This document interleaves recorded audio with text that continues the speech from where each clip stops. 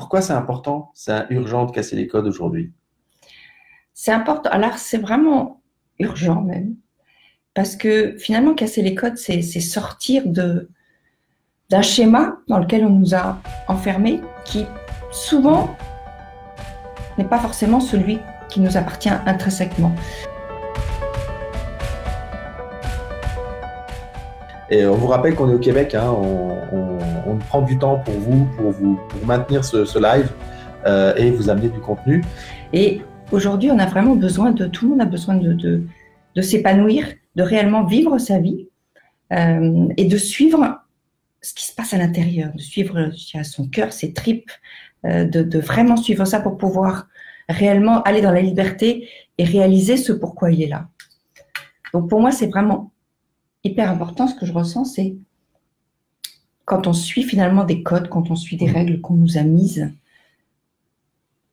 on est à l'étroit parfois dedans, il y a des tiraillements, on n'est pas vraiment bien, il y a des tensions, il y a des choses qui nous conviennent pas. Et il y a cette notion de casser les codes qui peut être aussi très douce en fait, parce que je trouve que le titre en fait, ça fait très bam, on casse, on explose tout. Et aujourd'hui, nous, on sait qu'autour de nous, il y a plein de gens qui sont inconfortables avec tout ce qui nous entoure, avec le système de pensée, avec le système de vie, avec tout ça, et on n'ose pas sortir de ça. On fait des petites tentatives. À un moment donné, il y a besoin, pour sortir de ça, de cette pensée unique, mais quasiment, c'est de casser les codes, c'est d'aller contre les codes, c'est de faire marcher son bon rebelle. Voilà. Parce qu'on a deux rebelles. On a un mauvais rebelle qui est celui qui nous fait réagir, je dirais, pour de mauvaises raisons. Et puis il y a le rebelle qui va nous permettre de ne pas tout accepter et de réagir pour pouvoir avoir plus ce qu'on souhaite, pour pouvoir avoir une meilleure vie, pour pouvoir être plus en accord avec ses valeurs. Là, il y a vraiment les deux rebelles. Et puis, finalement, casser les codes, ça peut arriver comme ça. Il y en a qui souvent même sous forme de rébellion. Quand on arrive c'est la rébellion, on n'en peut plus, quoi. Voilà. Ouais, c'est ça. Mais ça peut aussi arriver tout doucement, par petites étapes, des prises de conscience.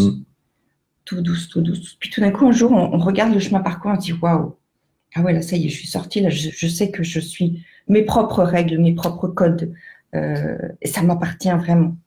Ça peut, c'est ça, la douceur, c'est que ça peut être juste un changement d'état qui se fait progressivement, ou alors ça peut être une réaction par rapport à où on supporte plus tout ce que ces codes, ces règles, qu'elles soient sociétales ou qu'elles soient, comme je disais dans le descriptif, ou qu'elles soient familiales, on ne peut plus, on étouffe, donc on veut s'en sortir. Et j'ai envie de prendre le petit oisillon qui sort de la coquille. Finalement, une fois qu'il a plus sa place là dans la coquille, il est quand même bien obligé à un moment donné de faire une petite action brutale qui va lui permettre de voir le jour et de naître. C'est Rémi Tremblay qui nous a donné l'exemple quand on est en train de changer de conscience, quand on est en train de changer de mindset, de comportement.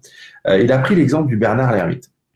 Pourquoi? Parce que le Bernard l'ermite, quand il commence à avoir une coquille trop petite pour lui, s'il n'en change pas, il meurt.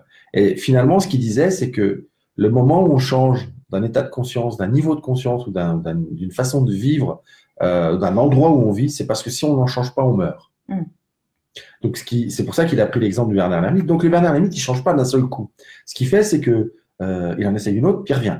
Il en essaye une autre, puis il revient. Il en essaye une autre, puis il revient. Il essaye une autre encore plus longtemps et il revient. Puis à un moment donné, il en essaye une autre, ça dure tellement longtemps qu'il reste dedans. Et chaque fois, en fait, il va faire ce système-là dès que la coquille va commencer à être trop petite pour lui. Ce qui fait qu'il y a un moment donné donc, où il trouve la coquille qu'il lui faut, où il ose. Il y a ça aussi, où il ose rester dans la coquille, la nouvelle coquille qu'il a trouvée, où il y a un peu plus de place et où il n'a pas ses repères, il se sent peut-être moins en sécurité parce que c'est plus grand. Et à un moment donné, il apprivoise de trucs et il reste dans la nouvelle coquille. Et c'est exactement ce qui se passe pour vous, à l'image de la zone de confort. Parfois, on met un pied en dehors et puis on revient, on met un pied en dehors, puis on revient, puis on met un pied en dehors plus longtemps, puis on revient, puis on finit par mettre les deux pieds dehors. Parce qu'on y prend goût. Parce qu'on y prend goût, parce qu'on trouve que c'est effectivement ça que je veux. Pour ma part, je ressens que j'ai eu besoin de couper des liens, en fait, pour pouvoir casser des codes. Je suis sur ce chemin-là, j'en ai encore plein à casser, mais il y a toujours des liens à couper. Ça va être des liens avec des gens, avec des situations, avec peu importe, avec des endroits. Mais il y a toujours des liens à couper. Et c'est ça, le fait de couper ces liens, c'est un effet tellement libérateur. On a l'impression que tout d'un coup, il y a quelque chose qui nous retenait et on coupe un lien et waouh, il y a cette bouffée d'oxygène et waouh, on en prend plus de place, on s'épanouit, on s'expanse. Et oui, parce que imaginez-vous que ce lien, on va prendre le cas de l'élastique.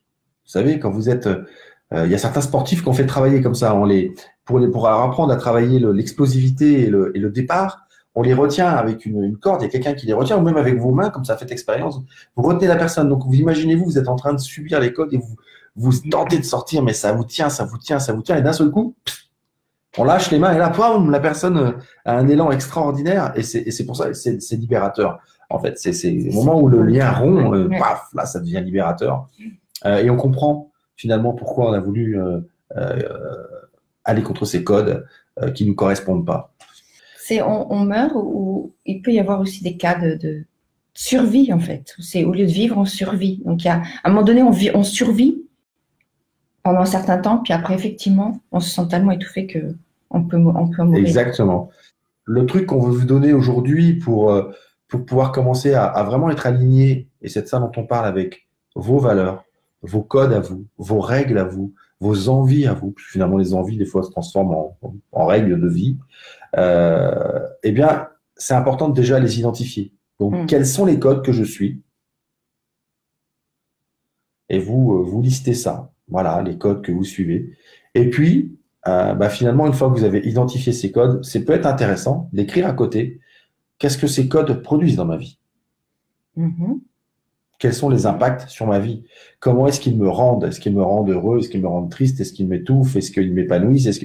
Parce qu'il y a des codes qui épanouissent, il n'y a pas de problème. Donc, vous marquez tout ça. Vous faites 2 colonnes et puis vous écrivez les codes que vous suivez, s'ils sont à vous et puis quel impact ils ont. Et est-ce qu'ils vous appartiennent? C'est ça. Et la deuxième question, c'est quels sont les codes qui vous appartiennent? Donc là, ça, vous allez le savoir parce que vous aurez écrit à côté ce qu'ils produisent sur vous. L'impact que les codes ont sur vous vont vous donner l'idée que est-ce qu'ils sont toujours à moi ou pas à moi. Et ça, c'est hyper important de le faire. Parce qu'on a tendance à beaucoup suivre des codes, comme on a dit au début, qui nous sont imposés en fait. Et en fait, quand on naît à la naissance, on a tellement de choses qui nous viennent. On a à la fois un bagage qui vient d'avant, qui vient des générations d'avant. On a des choses qu'on nous met dès qu'on est, en fait, on nous impose, on nous élève, c'est la façon dont on est éduqué.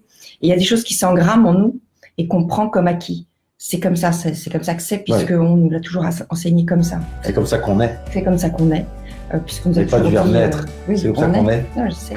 Et genre, on n'est pas bon à l'école, on n'est pas bon aussi, on nous a toujours dit ça, donc on le prend comme acquis. Et vous allez me dire, oui, ça y est, lui, il travaille dans le domaine animalier. La semaine dernière, c'était les goujons. Maintenant, c'est les oisillons. Qu'est-ce que ce sera la semaine prochaine? Et si on leur parlait du Bernard Lermite? Du Bernard Lermite, oui, ça, c'est assez excellent.